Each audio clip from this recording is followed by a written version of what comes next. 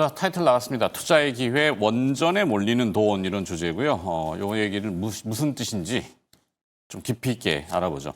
전자공시생 블로그 운영하고 있는 장우진 팀장 자리했습니다. 어서 오세요. 네, 반갑습니다. 돈이 몰린다.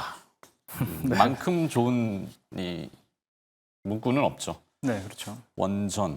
사실 오늘 아침에 뭐 여러 가지 주제들이 나왔습니다만 반도체 공장도 미국에 이제 지어라 하셨잖아요. 네. 반도체나 원전이나 다 물과 전기잖아요, 공통되게. 네. 물은 뭐 어마어마하게 먹는 뭐 그 시설들이고, 그렇죠. 원전, 반도체가. 원전은 이제 전기를 생산해서 뽑아내는 거고, 반도체는 전기를 먹어버리는, 전기 먹는 암 아니에요, 반도체 공장이. 그렇죠.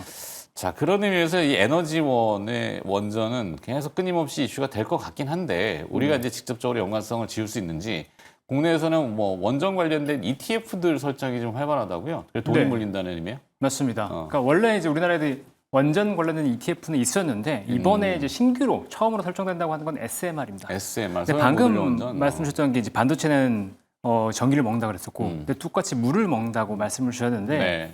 이게 미국 같은 경우에는 대륙이 넓잖아요. 그러니까 물이 없는 지역이 많은데 네. 이 SMR 같은 경우는 특징적인 게 물이 없어도 됩니다. 아. 네, 공냉식으로도 충분히 냉각이 가능하기 때문에 내륙에도 가능하다라고 해서 SMR이 조금 지금 이제 대형 원전보다 더 각광받고 있다고 보시면 되고 네. 그렇기 때문에 지금 SMR 관련된 펀드가 런칭되고 있다고 보실 수 있는데 지금 2개 펀드가 준비되고 있습니다. 국내예요? 네, 국내에서. 그러니까 신한자산운용에서 8월 19일에 런칭 준비 중인 ETF가 있고 네. 그다음에 미래에셋 자산운용도 지금 준비 중에 있는데 한 9월 정도면 승인을 받을 거라고 얘기가 나오고 있어요. ETF는 아시는 것처럼 이제 상장돼서 거래되는 펀드라는 거고 네. 뭐 최근에 보면 이제 이슈가 되는 이 산업에 대해서 이 펀드를 만들어서 거래를 시키거든요. 아무래도 거래가 돼야지 수익이 나니까 이 거래를 될 수 있도록 만든다는 건데 그만큼 SMR 원전에 대한 관심이 높다. 특히나 SMR에 대한 관심, 추가적으로 대형 원전이 아닌 SMR에 대한 관심이 높아졌기 때문에 이러한 펀드들이 생기고 있다고 보시면 됩니다. 그러면 이런 펀드가 생겼으니까 무조건 좋냐?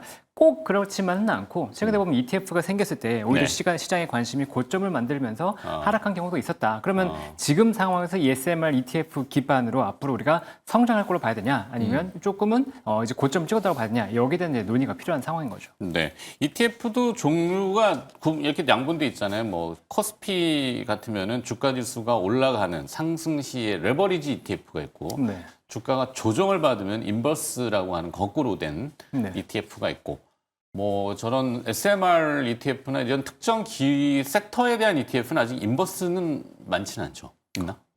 지금 이런 섹터 쪽으로 인버스도 아마 있긴 있나? 있을 것 같긴 한데 선물이 또 받쳐줘야 되니까 네, 그런 것들은 대형주 종목으로 아마 돼야 될 거고 오케이. 제가 볼 때 국내 ETF 중에서 아마 섹터 ETF로는 인버스는 저는 제 기억으로 일단 없는 것 같은데 그러게요. 찾아보긴 하게 될 것 같습니다. 맞아요. 네.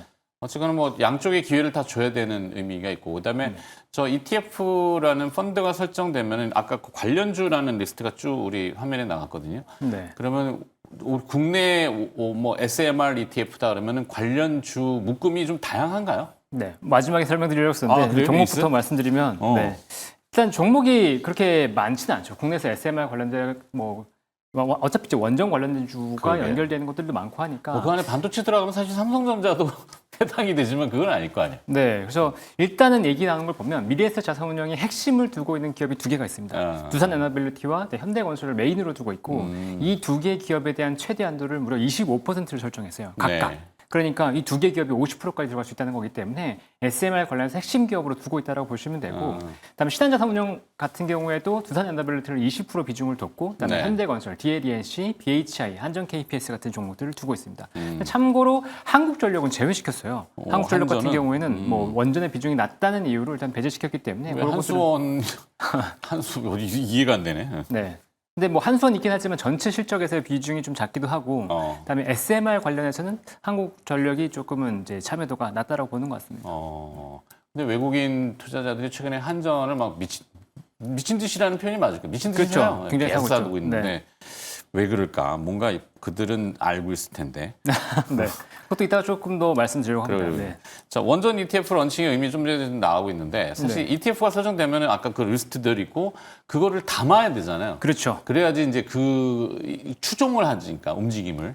추종도 할 수 있는 건데 일단 ETF를 설정을 하면 기본적으로 뭐 증권사라든가 다른 FIG 자금을 통해서 펀드를 조성을 하고 그 자체를 상장시키는 거니까 네. 그거를 만들기 위해서 포트폴리오를 만들기 위해서 자금은 무조건 들어옵니다. 근데 물론 이제 지금 펀드 설정 규모가 얼마인지는 모르지만 그 규모만큼 자금이 들어오기 때문에 일단은 수급적으로는 우호적으로 볼 수 있는 거죠. 자, 그러면 이제 좀 기술적으로 들어가서 소형 모듈러 원전인 SMR과 이 대형 원전의 비교. 아까 뭐 물의 차이 정도 있는 것 같은데 좀 구체적으로 뭔가 더 일단 이제 SMR이라는 것 자체가 소형 모듈러 리액터이기 때문에 스몰 모듈러 리액터이기 때문에 작은 원전을 뜻합니다. 근데 네. 최근에 보면 이제 우리가 얘기하는 원전, 대형 원전 같은 경우에는 보통 1기가와트에서 이제 1.4기가와트 보통 이 정도 규모를 얘기하거든요. 우리나라도 보통 주력 원전이 1기가와트와 이제 1.4기가와트인데 네. 소형 원전은 300메가와트 이하를 얘기합니다. 그래서 이 작은 원전 같은 경우에는 작고 안전하면서 좀 더 빨리 건설할 수 있다는 장점이 있습니다. 그러니까 작다 그래가지고 뭐 손바닥만한 건 아니고. 아, 그렇죠. 당연히 그렇진 않은데 이제 건설 기간이 아무래도 이제 규모가 작다 보니까 네. 더 빨리 지을 수 있다라는 거고 대형 원전 건설 기간이 지금 한 7에서 10년 정도 얘기하고 있거든요. 근데 소형 여기 원전은 바다 인접 조건이 없이 요게 네. 강점이구나. 그렇죠. 이제 바다나 큰 뭐 강, 뭐 호수 이런 데가 인접하지 않아도 된다는 게 가장 큰 강점으로 볼 수 있습니다. 그러니까 데이터 센터를 내륙에도 지을 수 있다는 건데 이게 맞아요. 무슨 의미가 있냐? 이게 전력이 필요한 곳에 지어줄 수 있다는 거죠. 데이터 센터가 꼭 이제 외부에만 있는 게 아니고 내부도 당연히 들어갈 텐데 거기에 필요한 전력들을 안정적으로 공급해 줄 수 있다는 측면에서 SMR은 분명히 이제 갈 수밖에 없는 전력이라고 보고 있고요. 그 뭐 테슬라 같은 경우도 그 네바다 사막인가요? 거기에 거대한 데이터 센터뿐만 아니라 뭐 도조 뭐 많이 들어가 있잖아요. 그렇죠. 밑 지하로. 근데 위에 이제 태양광 패널로 쫙 덮어놓는. 네. 근데 이 패널이랑 만약에 SMR 뭐 겸용으로 하이브리드를 한다든지 아니면 뭐 컨비네이션을 쓴다든지 그건 뭐 그들의 선택이지만 네. 아니면은 그런 대안으로 내륙 쪽으로 아까 물이 근접하지 않아도 된다고 하니까 네. 그렇게도 떠오를 수 있나요? 이미 지금 그렇게 얘기가 되고 있습니다. 그 기저부하라고 해서 네. 원전 같은 경우에는 전력을 꾸준하게 안정적으로 생산할 수 있기 때문에 그 태양광이나 풍력 같은 경우에는 날씨나 이런 거에 따라서 변동이 있잖아요. 네. 근데 그러니까 우리나라 같은 경우도 기저부하로 원전을 깔고 거기에 이제 태양광, 풍력 같은 것들을 깔고 그다음에 여기에 안정적으로 돌 수 있게끔 이제 LNG나 화력을 돌리는데 그러네요. 마찬가지로 그런 형태로 이제 컨비네이션으로 들어가고 있습니다. 그러니까 여기 이따가 말씀드리려고 했지만 텍사스 뒤에 또 있어요? 쪽으로 네. 오늘 안 텍사스 읽어봐가지고 쪽으로 잘. 네, AI 관련된 데이터 센터 전력을 위한 이런 캠퍼스를 조성을 하고 있는데 거기 11기가와트, 무려 이제 11기가와트 규모의 네. 그러니까 전력이 들어가려고 하고 있어요. 그러니까 1기가와트면 1년에 광주시 전체에서 사용할 수 있는 전력량이라고 볼 수 있는데 그거의 11배만큼의 전력이 데이터 센터만을 위해서 준비되고 있다. 그리고 그중에 4기가와트가 이제 원전 쪽이고 나머지는 뭐 신재생이라든가 화력 쪽으로 아마 컨비네이션으로 들어가는 걸로 알고 그렇겠네요. 있습니다. 네. 일단 기본급 100만 원 줘놓고 인센티브를 해서 네. 그런 거네. 예. 그리고 아까 말씀드리기 못했지만 이제 SMR 같은 경우는 부품 수가 한 10,000개 정도 들어가요. 모듈러로 10,000개. 들어가죠. 근데 생각보다는 많지는 않은 것 같아요. 대형 원전이 100만 개입니다. 그래서 이제 원전의 수리라든가 네. 그다음에 이런 사고의 위험성이 훨씬 더 적다는 것도 SMR의 장점이긴 하죠. 근데 현재 있어서의 단점은 뭐냐면 SMR이 아직 상용화가 되지 않았다. 한 번도 시험 가동을 해보지 않았다는 건데 지금 이제 나와 있는 제품이 네. 아직은 없어요? 실제 상용화는 이제 28년에서 30년 사이에 아마 첫 상용화가 될 거다라고 예상을 하고 있고 그리고 이제 아직은 건설 비용이 비쌉니다. 이게 모듈러이기 때문에 나중에는 이제 규모의 경제를 달성하면 싸질 거라고 예상은 하고 있지만 네. 현재로서는 이제 기본 원전보다 더 비싸기 때문에 이걸 해야 되냐라는 논란도 좀 약간 있긴 하죠. 근데 언뜻 뭐 뒤에 또 뭐 있나? 하여튼 그 군사용으로 이제 쓰이는 거는 핵잠수함, 네. 핵추진 잠수함 그리고 또 뭐 항공모함 이런 것들이잖아요.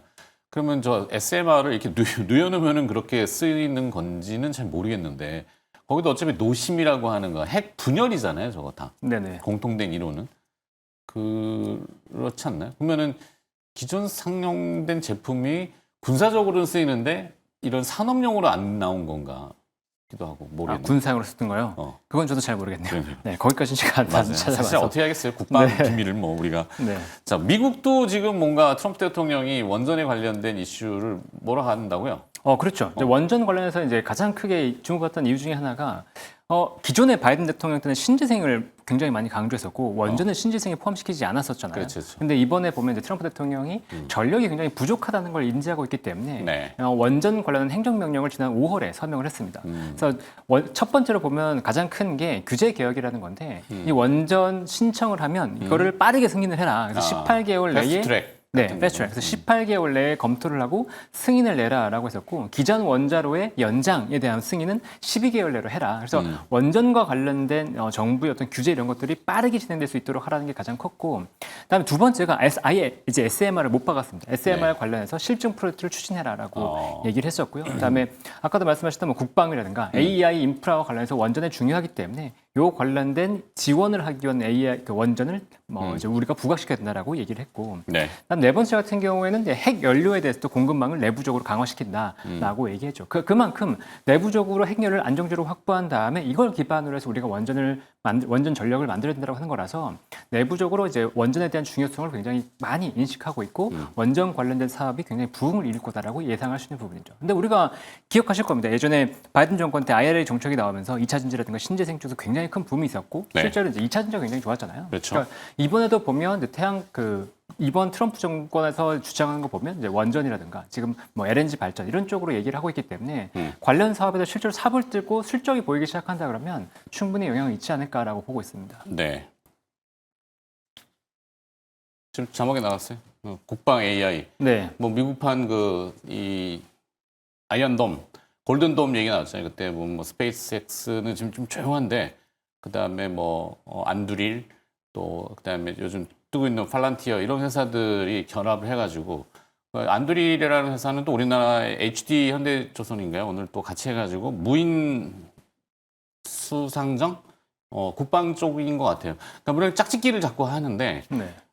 이게 뭐 국방으로 쓰이는 부분에 있어서 좀 더 포착된 원전이라고 해야 될까요? 그런 건 뭐 있을까요? 아까 이제 말씀드렸던 것처럼 이제 이번 행정명령에 네. 국방과 관련해서 이제 군사시설에 원자로를 설치하고 이제 군사시설에도 전력이 필요할 거니까 이 군사시설 내부에 어떤 데이터를 돌린다든가 이런 쪽으로 이제 원자로를 설치하고 이걸 3년 이내에 운용하겠다라고 발표하고 네. 있거든요. 그러니까 정부 쪽에서 진행하는 원자로 사업은 민간 쪽보다는 좀 더 빠르게 진행하려고 하는 모습들이 나오고 있습니다. 그래서 이게 국방 쪽으로도 좀 활용이 되고 있다라고 네. 얘기할 수 있는 거고요.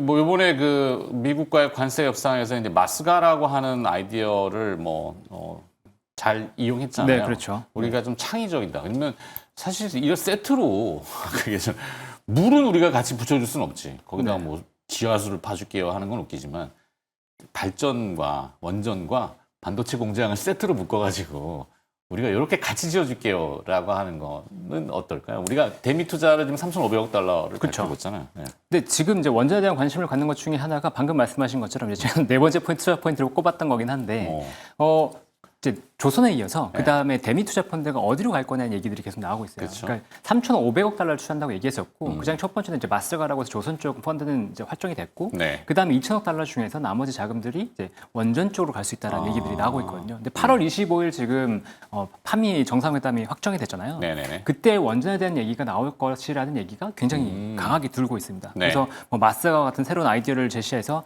우리가 원전 쪽으로 뭔가 프로젝트를 진행할 가능성이 높다라고 평가되고 있고 그렇기 때문에 외국인들도 한전을 좀 사는 게 아닌가 싶긴 하거든요. 그렇죠. 원전 관련된 주식들이 좀 조정을 나왔기 때문에 지금 현재 시점에서 봤을 때는 조선이 또 아까 말씀하신 것처럼 와스가 관련해서 얘기가 나오면서 다시 한번 점핑업 했었던 적이 있었고 네. 원전 관련된 기업들은 이제 많이 오르긴 했지만 여기서도 추가적으로 상승 여력이 있다고 본다고 한다면 이번에 상승 모멘텀을 누릴 필요도 있다라고 생각을 하고 있습니다. 충분히 그럴 수 있겠죠. 네.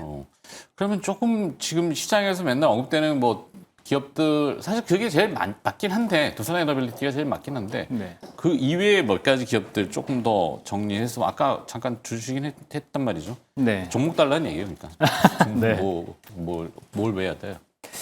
일단은 중소기업보다는 지금 일단 대형주 쪽으로 자금이 들어오는 모습이 확실히 보이기 때문에 두산에너빌리티와 더불어서 대형주를 볼 필요가 있다고 생각을 하는데 현대건설이 조금 재밌어요. 현대건설은 아직 저 PBR 기업이기도 하고 충분히 이제 더 상승할 수 있는 여력이 있다고 보는데 이 회사가 그러니까 미국에서 원전 관련된 사업을 하고 있는 홀텍이랑 같이 이제 MOU를 체결해서 사업을 진행하고 있습니다. 네. 근데 홀텍이 진행하는 글로벌 SMR 사업의 모든 EPC 그 건설을 현대건설이 담당하기로 계약을 맺었어요. 그러니까 홀텍이 좋아지면 현대건설도 같이 좋아진다고 볼 수 있는데 홀텍이 그러니까 연내 상장 추진을 진행 중입니다. 네. 빠르면 뭐 올해 연말, 내년 초 정도에 상장할 거라고 예상이 되고 있는데 만약에 홀텍이 상장이 된다면 원전 기업 중에 시가총액이 1등을 기록할 거라고 얘기가 나오고 있거든요. 그렇게 된다 그러면 현대건설이 충분히 부각받을 수 있다. 뭐 최근에 보면 이제 서클이라든가 이런 기업들이 상장할 때 관련주들이 부각을 받잖아요. 마찬가지로 이런 홀텍이 상장한다고 했을 때 현대건설이 충분히 부각받을 수 있다라고 생각을 하고 있고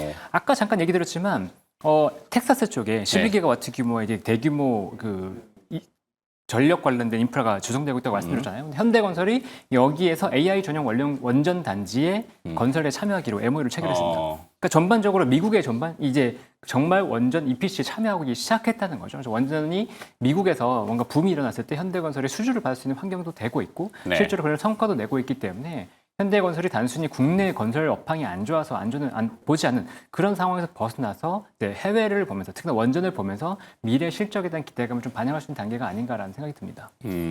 현대건설 네. 좀 독특하네요. 네. 알겠습니다. 여기까지 듣도록 하겠습니다. 자, 하여튼 돈이 몰리는 원전 계속 이슈로 부각될 가능성이 있어서 좀 더 들여다봤고요. 전자공시생 블로그 운영하고 있는 장우진 팀장이었습니다. 고맙습니다. 네, 감사합니다.